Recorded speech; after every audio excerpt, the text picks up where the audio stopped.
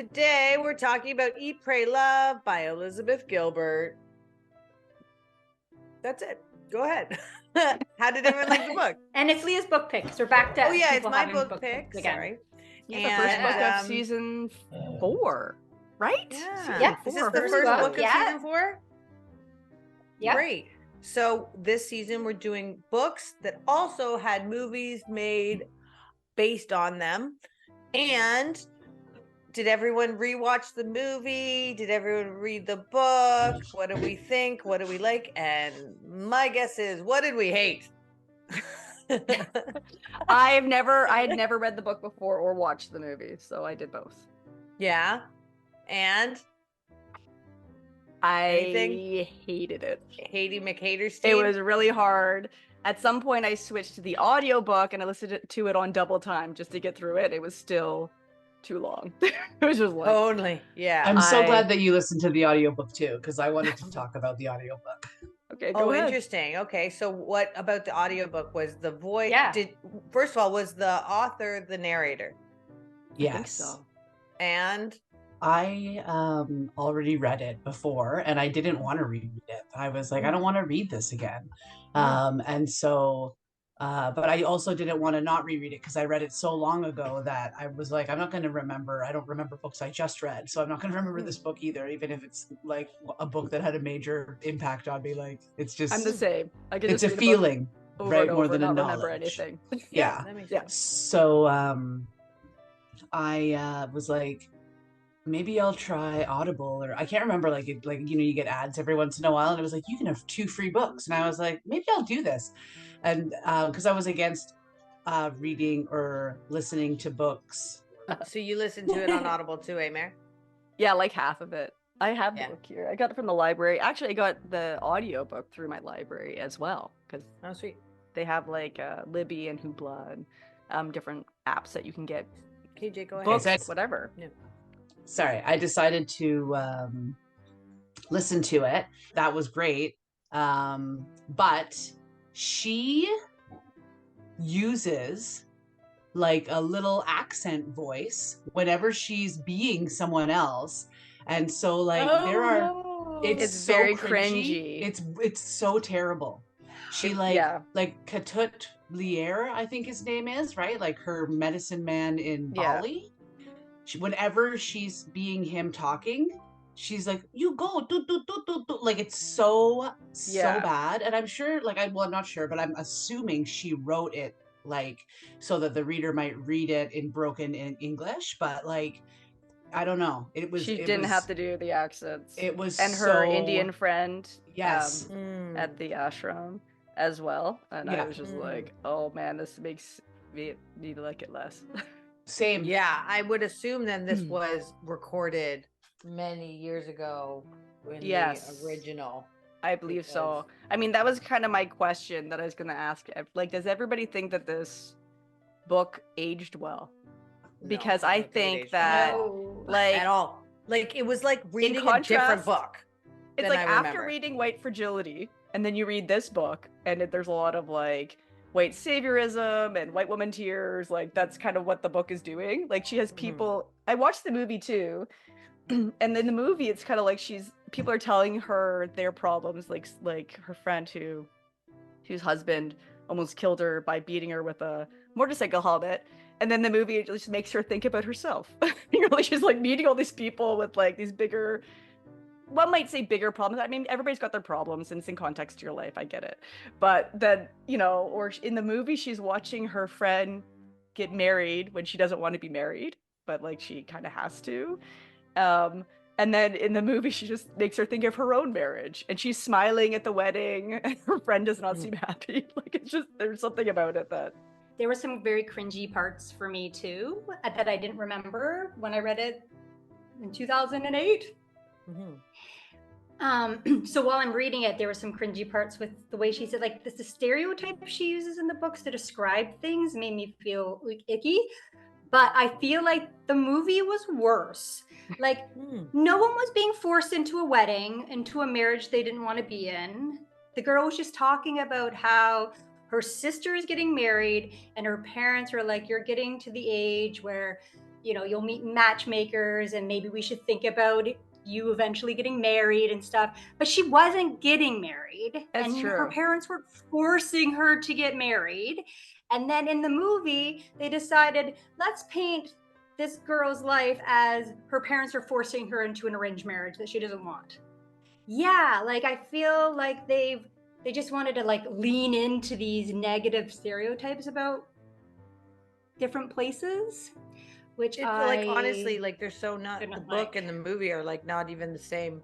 Equally awkward and uncomfortable, but like aside from the three places, they don't even belong together. Like it's not the same book as the movie. It's so funny. I remember this all different. I remember the movie different. I love Julia Roberts. So that's the only like redeeming quality in the movie. Yeah. And the book is like, I was like, I can't believe I picked this. It was such a strange experience. Like, this is nothing I remembered. And the movie, I remember loving this movie. And I was just it's funny because like, it's funny how like, where you are in your life and like the experiences you've had and like all that stuff changes how you experience a book a little bit too, right? And like context, because when I'm reading this book, I was like, this book has not aged well, and I wonder what everybody else thinks. Like, but I think because we've, changed. I didn't mind. Like, I didn't think it was that bad. I still liked the message of like, I don't know, follow your truth and like I'm not on the same page with you guys when you're all like, it didn't age well and holy crap. And like, I see the white woman tears and the saviorism. Like, I definitely see those things for sure. But I wasn't like, oh my God, this book is entirely different than the first time. But that audio experience was not cool. So like, I wonder if I have some like blindness or something because of my original relationship with the book. But the blindfold is ripped off by like full-on really poor impersonations of what other people sound like. And then the other thing I wanted to say is I didn't rewatch the movie, but I always didn't like the movie. The movie was always stupid. It was always terrible. Like it doesn't matter if it was they right kind after of the book or... missed some of the points where you're like, well, that was a good point. They just changed it and you're like, no, it's worse. I have two things to say. That one's negative and one's positive, but you go ahead. What's happening? Oh. For those listening, if you go to YouTube, all of a sudden there's balloons in the background of my... The two things is it because you said positive? Like it's like positive, and I was like, hooray! I don't know. Really good. Finally. Thought I said happy birthday? I don't know. Sorry, Sarah, go ahead. The movie just was more about, I think, her love relationships. It didn't show like how she struggled with depression as much as the book did. And I liked the part of the book that talked a lot about connecting with God and finding out who she is and all the meditation stuff. Like I re-enjoyed that part of the book. And when she met with the medicine man and the wisdom that he gave her and the wisdom she got from her teachers and those kind of things, I really like that. I wasn't so much into the Italy part. I was just like, ugh. Other than I think it laid the foundation of she's really struggling with mental illness. Once again, I think we've come a long way discussing mental illness than we were back in 2008. Do you know what I mean? So I think that's why this book was so groundbreaking back then, because she's openly talking about being depressed and how it feels and how it weighs her down and how it follows her around and how she found a spiritual path and that's what finally released her from it. So I like those kind of messages in the book. So, but I think the movie cuts out all the things I really liked about the book. Overall, I still think that I like those kind of spiritual things that she had in the book and her trying to really feel herself instead of what those expectations are of the outside world on her. The other thing I also liked was I like the way she describes things. I do like her writing. I don't know how to characterize it, and because Mary's like, there's a lot of words in this book, like that's why, because it takes her about 80 words just to describe the color green or whatever, right? So but I do enjoy that. I don't know what you want to call it, her voice or her tone or whatever. Like I like the way that she writes or talks, or I don't even know. I don't. I think I was just in so much shock. Again, like you guys touched on, where was I at that time that this felt so different? I think maybe it's what Sarah's describing. It's like I hadn't heard someone speak about this, so I felt so connected to it. And now, like, I feel like all I do is speak about mental health. And I think it's fair to say that the underlying message of this book is good, and like that spiritual development and following your heart or your path or your own wisdom, and using the wisdom of people who have practiced and walked that path before you.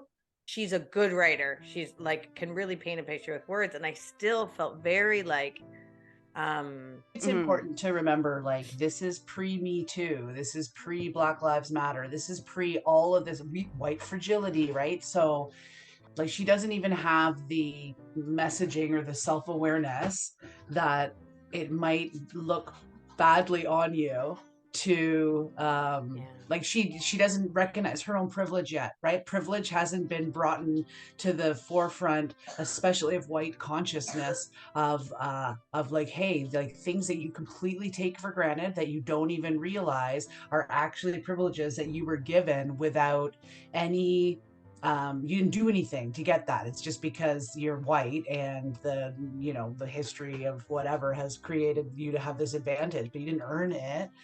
So like Leah, when you liked it the first time, there hadn't been a lot of conversations around like women exploring, like Untamed is newer, right? Like these are the books that are now like, I decided, fuck it, right? And like at some point, I'm sure as women, we didn't even consciously know that we felt that way, but then to see someone write about it and it appears so brave and brand new, it's exciting, right? It's like, yes, go to Italy just to do nothing and whatever, right? And the same thing with all of the cringy, questionable parts now. She like no cancel culture yet, none of it, right? So she's just like blah blah blah, I'm so great, here's my story, it's so great, right? And at that time some people were like, that is a pretty great story. She was like, I'm doing something none of my friends would do. I'm so brave to leave so the security of the life I knew to go live a life to go rough it in these other places. And like she actually did it life. And like she's probably a good person and like etc. But when you add the layer of knowledge that's included with understanding how white fragility plays out, or just anti-racism in general, then you can see a whole bunch of blind spots, but they're not even really, I mean, I guess they're blind spots that we all shared and only have recently kind of opened our eyes to, but you can see them now way more clearly. And obviously in 2008, we weren't really seeing them because lots of people liked it, right? And then now we're reading it and it's like, I don't know, it sounds a little bit whatever, right? So I think that's valid. But isn't it also crazy that it was just 2008? Like, doesn't that feel like not that long ago? And really it's like 15. Yeah, it feels like really long ago, right? Like you're just like, wow. Changed so much. I wonder what the author thinks about how the book aged. I know that she like went on tours and like was all like, you can do it too, and like was I don't know what the white fragility label is for it, but she was all like, everybody can do this, anyone can do whatever they want, like trying to be inspirational. She thought she was being motivational, inspirational, and I think she got pushed back on, and then she kind of was like, I'm sorry, like I hadn't even acknowledged yet that some people actually can't just pick up and leave their husband because they've got 3 kids. She touches on that in the 10th anniversary. So I guess that would have been 2018. Oh, does she? Yeah, she touches. Hi. Oh, Ashley. Hi. Hello, look at this, Ashley. Hello. I like her figuring things out face. This is mine. Mine's like this, where I look like people are like, "Are you angry?" I'm like, "No, I'm just learning." Hi. Hello, everyone. It's great to see everyone. Hi, Ashley. Nice to see you. Hello, Like you're somewhere tropical. Yeah. Oh, I wish. I'm just in Seattle though, so I'm not in Canada. Oh, that's exciting. Oh, It is. That is exciting. Mm-hmm. Nice. What's the weather like there? Oh, Rainy. Rainy. Yeah, Rainy. Yeah, I have really curly hair. I woke up, my hair was like out to here today. Just real, like frizzy. So well, I guess, did you read Eat, Pray, Love? Yes, I did. Yeah, so I did read it. I will say going into it, I was kind of like, I don't really want to read this. And I think it's because when the movie came out, I was in like my early teens and it just did not resonate with me whatsoever. I was like, that doesn't look like a book or a movie I want to do. And so I've had that kind of in the back of my mind. Sure. But now that I'm older, oh my gosh, I felt like it was such a good book. Like I really liked how she talked about depression.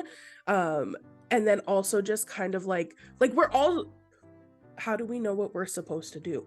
And like, are we happy with our lives? So I ended up really loving it. So I'm very happy that it was like one of our book picks because I would have never read it by myself. How old are you if you want to tell the world?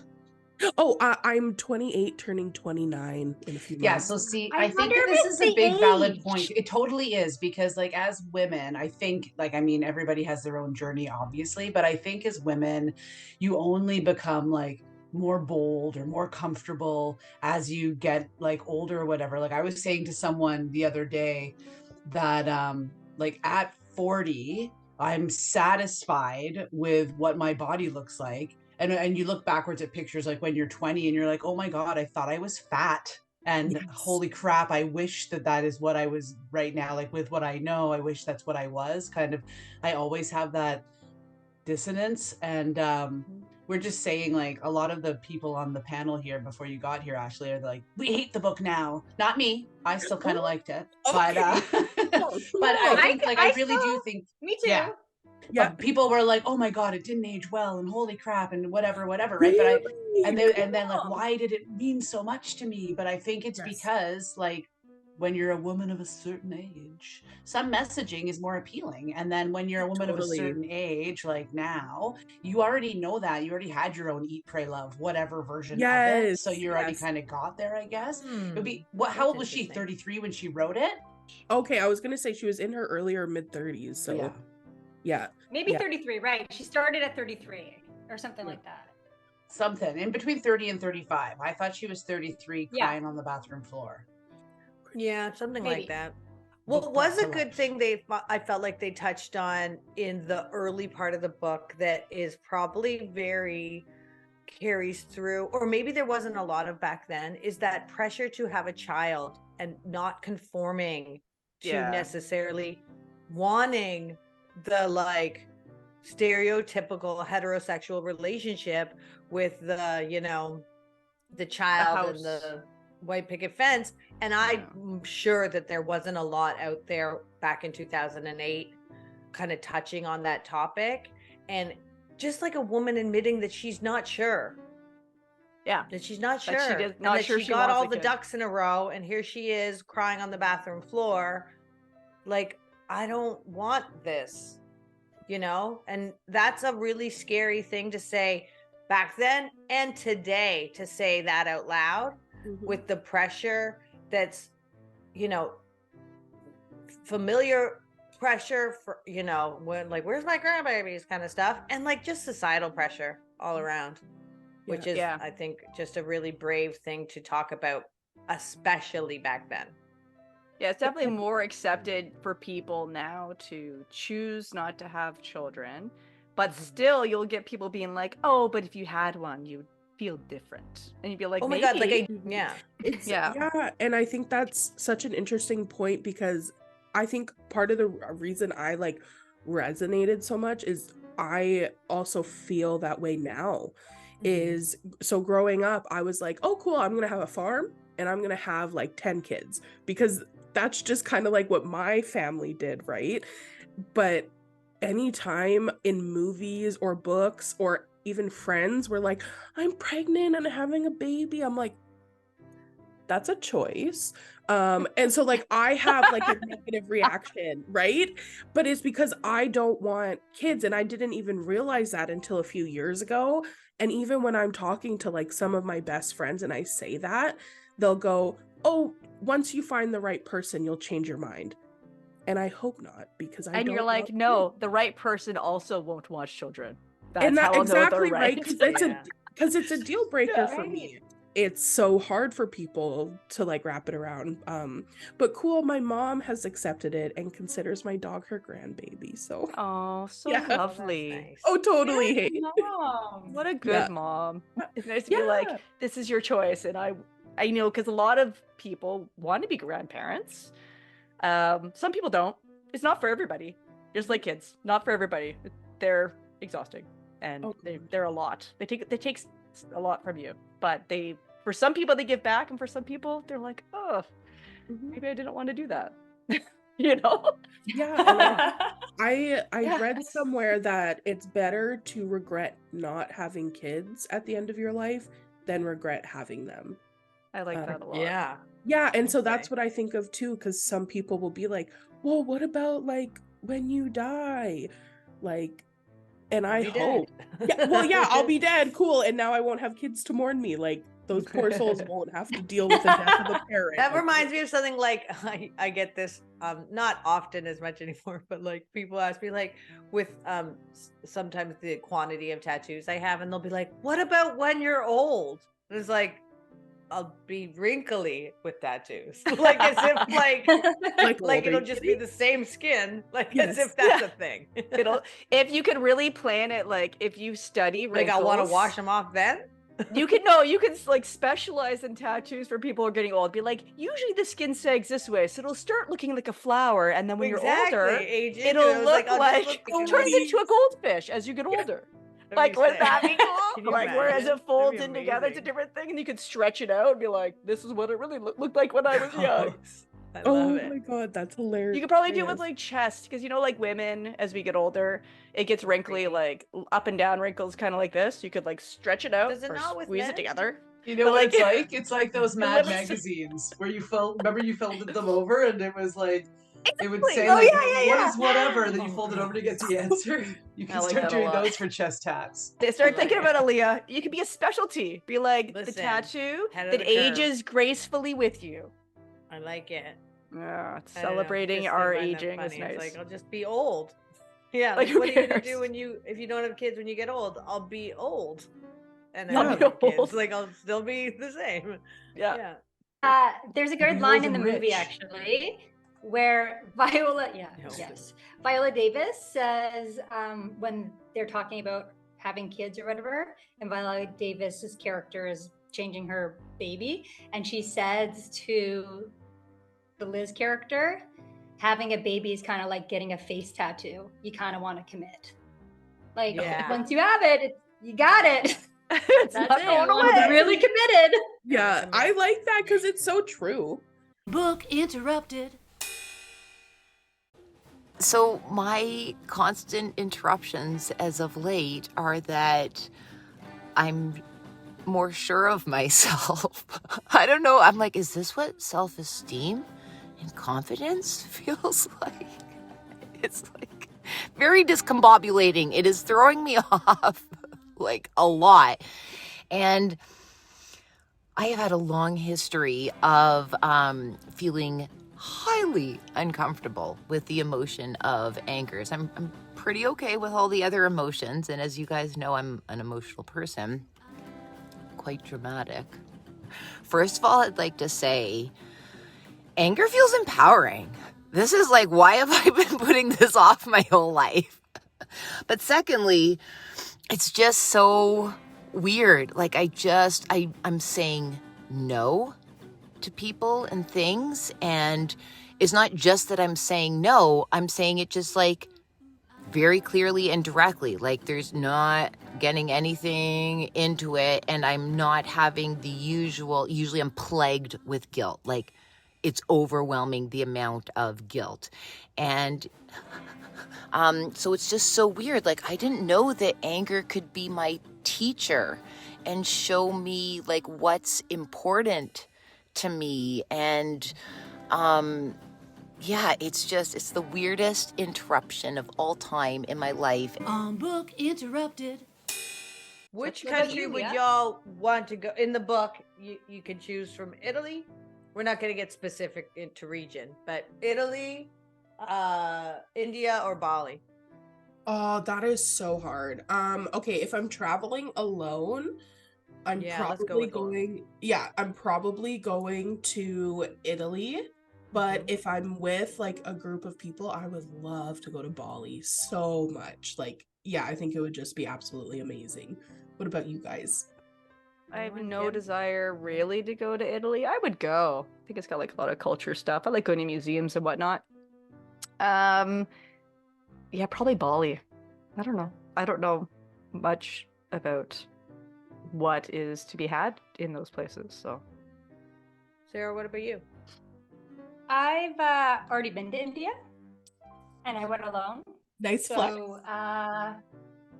The food would be good. I liked India. Yeah, the food was great. And I think if I had to choose, I would probably choose somewhere I haven't been, because I'd like to go somewhere I haven't been. And I would lean towards Bali over Italy, but I would go with either. But I'm not like desperate to go to either one of those places. But I think I wouldn't mind visiting Bali. Leah, what about you? Have we lost Kim? Is she frozen? Or Kim, are you frozen? No, she blinked. Rigatoni? Yeah, Kim just changed her name to Rigatoni. Rigatoni. I love it, Kim. I don't know. I don't feel like traveling right now, so it's hard for me to answer. And I'm all like being really analytical too. I'm like, how long is the flight to Bali? Like, it's fucking intense. I just did it in June. We spent the month there. Nice. It's on paper, probably 22 hours of flying, but as there's downtime, obviously, depending on how many flights you take, it is backbreaking. You literally went to Bali for a month? Is that why you chose this book, you think? Yeah. Do you think you chose this book partially because you went there and you're like, maybe we should read that book again? Yeah, I do. I think on some level. Yeah. And Without I think even I knowing chose it? Bali on some level back, like in my mind, back in the day of like my list of places I wanted to go because of this book, I think. So wait a minute. Neat. Who did you go with and what were you doing? I went with my husband and my daughter. Well, I'm like the queen of impulsive behavior, but this was one of my impulsive behavior. And early in my sobriety, my impulsive behavior was at a crazy upswing because of it was a coping tool, I guess. So I was spending like a mofo. So I just booked it. I went on Airbnb and I booked it. I was like, I'm doing all the things I want to do. If I can feel that this uncomfortable and this much pain, then I need to have things that are like I can look forward to. Makes sense. It worked it got me through the first 3 months of sobriety. And yeah, it was amazing. It was a great trip. It was all good. There's a lot about it. You know, this is probably the same for India, Sarah. You can probably speak to this. It's like, there's like, oh yeah, it's busy there. And then there's like Indonesia busy. It's like as many people live in Canada, live on the island of Bali. So driving anywhere is insane. Anxiety producing, insane. So that was like just a lot. And it's very beautiful and very culturally beautiful. We preferred the islands surrounding Bali. Yeah. But it was totally worth doing. For me, when I went to India, so there was another friend of mine who read this book in 2008 and she was obsessed with it. That's why I read it. And she wanted to take Italian lessons. And she asked me to take Italian lessons with her because she was so into this book. So I took Italian lessons with her and we were going to go to India. And I always wanted to go to India, not just because of this book. This was before I read it even. And I was like, I'll go to India with you because I've always wanted to go. And then she lost interest because she went to like 3 Italian lessons, and the one I went by myself. I'm like, I'm gonna take Italian by myself because it's a book. And then, to talk to. And I'm really bad at you. And I'm very bad at languages anyway, so it was bad. You're like, this is a stretch for me, and I did it for you. I had someone else say they'd go if she bailed because they knew her, and then they were like engaged, so they're like, oh, we can't go now because I'm engaged, I gotta save for my wedding. And I was like, oh, okay. And then Kara said, I'll go with you, I have a friend that lives in India. And then she ended up bailing. I can't remember why. I was like, yeah, and then right. I was like, screw it, I'm going. You're like, I'm going. I know. I love your sister reaction. Yeah, right. Like right away. Like, you're not going, you liar. I see He her wanted like that to. other person will go. Yeah. No, she's just speaking with her heart, though, right? Like she wasn't planning. Her heart it. wants to go. Her heart but wanted to go, but she her didn't think about the head won't logistics. let her. Yeah, exactly. That's the Right. sister vision. Being like, mm-mm. Yeah. Fibber. He didn't.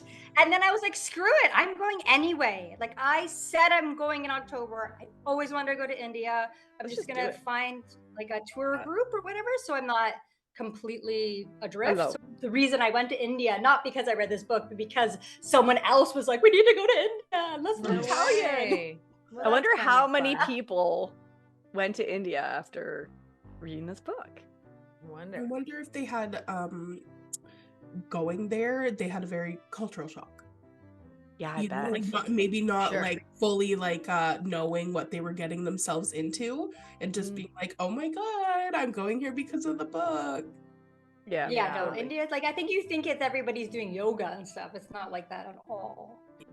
Like people are living their lives and it's really busy and yeah. It's so busy. There's so many people. It's outrageous how many people are in India. But that's just And like Canadians, right? Like it's Mhm. like our personal space bubble is humongous, right? So big. Yeah. Because we've got space, right? And so it's like there's so many places you can go where you're like, why is that person so close to me? And they're just like, why is this person standing so far away? Do they not like me? Like, you know what I mean? Like, it's probably everyone's thinking something different. Like, oh, those Canadians, they like a lot of space. No, Yeah. I found that traveling. Yeah, it was like there's no reason to lean against me. Why are we doing this? But I guess it's just like comfortable. Like everyone's used It's to different fine. things. We might It's have to touch amazing. each other's bodies even if we don't know each other. Yeah.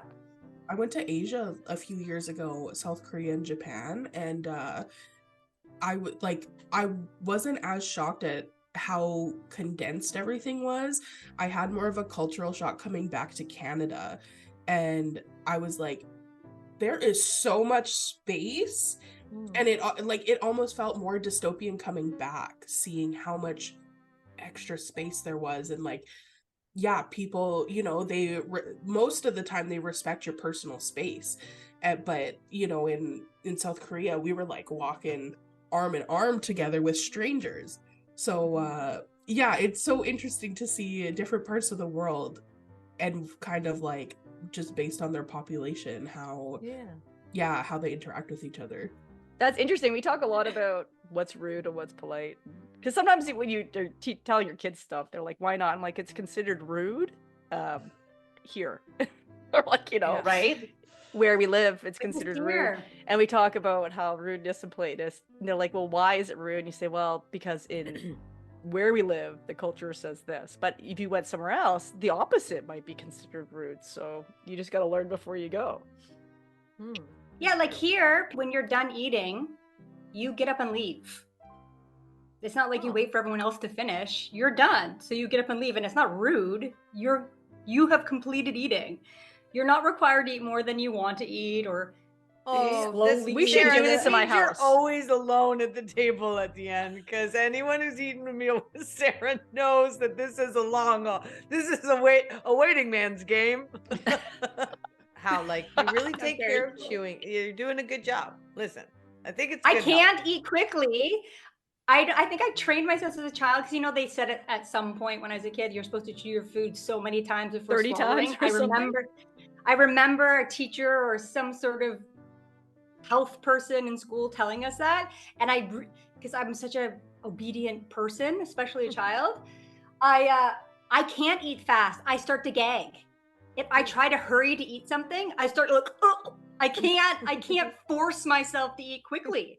I just have to decide not to eat if I don't have time to eat.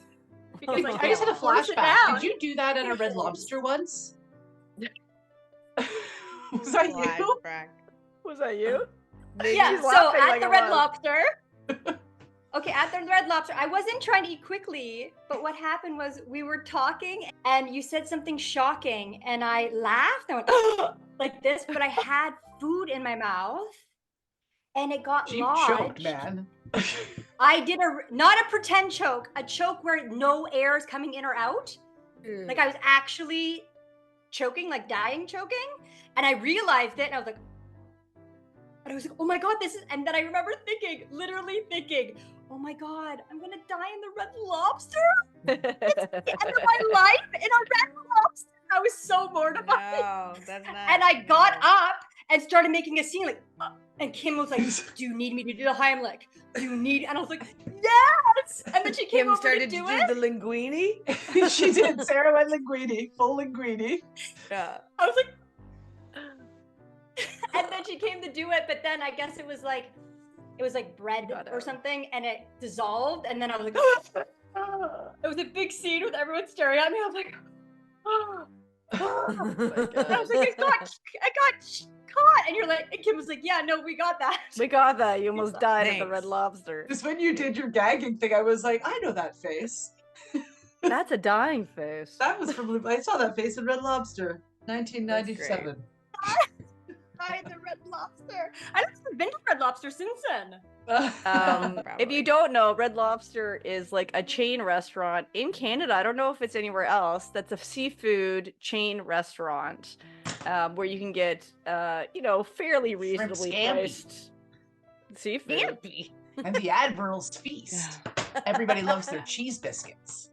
These are the things that you would highlight about Red Lobster. Yeah, I might have been choking on a cheese biscuit. That might be what I was. That's highly likely. You guys are gonna get sued by Red Lobster. For what? Telling the truth? Those things are dangerous. We should sue them. Yeah. Yes, Ashley. Yes. Do you know that she's not with that guy anymore? Felipe? What's his name again? Yes. I didn't know that. The guy she got married. I read their second book, Committed. Yeah. It wasn't as good. And she did get married to him, but like maybe COVID time, or just before COVID, they got divorced, and she was in a romantic relationship with a woman. I don't know if she's what she identifies as, but it's been on like a big long. She wrote a whole journey. thing about it. Yeah. Yeah. Oh, cool. Similar to Glennon Doyle. I'm not sure. That woman died. I don't want to. Did she? I wasn't sure. I didn't know if she died or not, but she was very ill. Yeah, you don't want to say somebody died. They didn't. Well, you heard it here. Two lawsuits coming your way, coming in hot. Red Lobster and Elizabeth Gilbert. This is the lawsuit episode. This isn't the only one. There's lots of misinformation I like to spew. Imagine they come to sue us, and they're like, "So we're suing Sarah, Leah, Meredith, Ashley, and Rigatoni." Yeah, they name us in the... Yeah. I know that this is Red Lobster versus Rigatoni. That's the name of this episode. Red Lobster versus Rigatoni. $100. If you've enjoyed these video highlights, listen to the full episode on our YouTube channel or wherever you get your podcasts. Remember to like and subscribe and ring that bell to be notified when new episodes are published. Find out more by going to www.bookinterrupted.com. Never forget, every child matters.